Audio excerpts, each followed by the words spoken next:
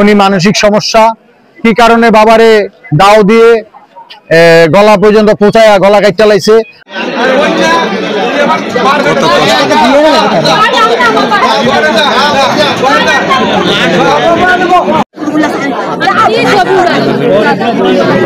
সমস্যা আগে ছিল না, মানসিক সমস্যা।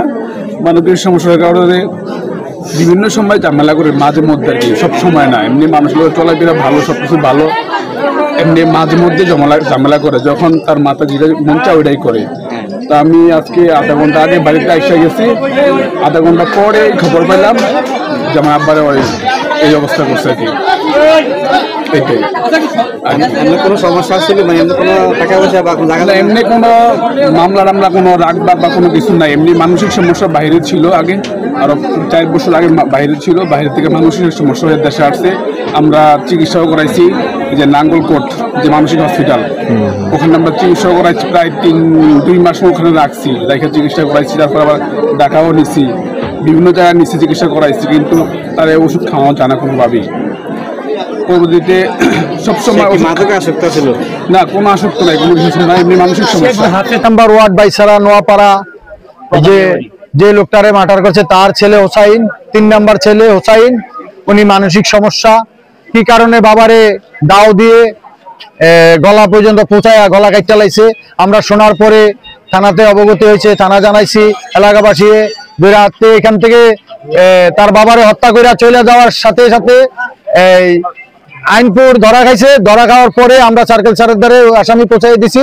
আইয়া দেখলাম ওর ডেড বডি, এবং এলাকাবাসী সবাই আমরা দেখছি। এটাই আমি বলতে পারবো, এর বাইরে আমি কিছু বলতে পারবো না।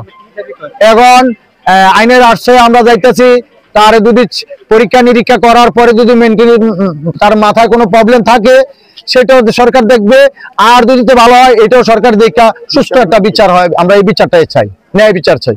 জি, আমি মূলত বাড়িতে একটু যে টিউবওয়েলের সাথে মোটর বসাতেছিলাম, পরে মিস্ত্রির সাথে কাজ করতেছিলাম, আমার পাশের বাড়ি। পরে ওখান থেকে আসার পরে কাজ করার অবস্থা দেখলাম যে এদিকে একটা চিল্লাচিল্লি আওয়াজ শোনা যেতেছে, মহিলারা চিল্লাইতেছে।